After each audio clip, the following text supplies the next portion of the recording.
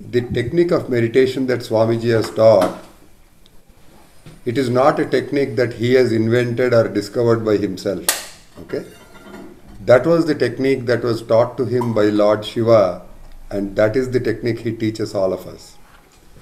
And he told us that the same technique was followed by all the rishis, the maharshis. Okay? So all the sages from ancient times, they all followed the same technique of meditation. Okay? Ultimately, meditation is to silence the mind so that the spirit or the Atma can develop. Okay?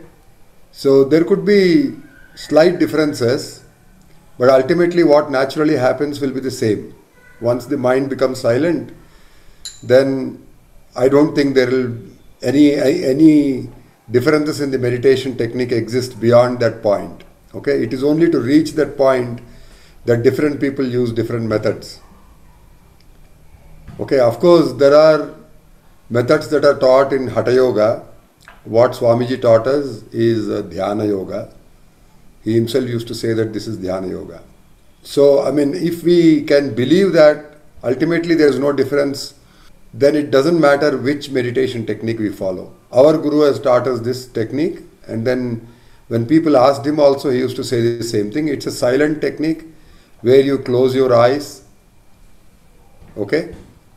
And then you try to keep the thoughts away, stop the mind from thinking. This is the technique that is followed. Okay? There are many techniques with many names that people use, Some of them are also used for marketing purposes, and then they say that, our technique is better than the other technique and all that. We don't need to get carried away by all of that. You can follow whichever technique you want. Ultimately, you have to silence the mind. Okay? So, first we have to first we have to control the senses. Then only the mind will get controlled, or the mind will get calm. And ultimately the mind has to be destroyed for the spirit or the Atma to come up. Okay, so it doesn't matter which technique we follow.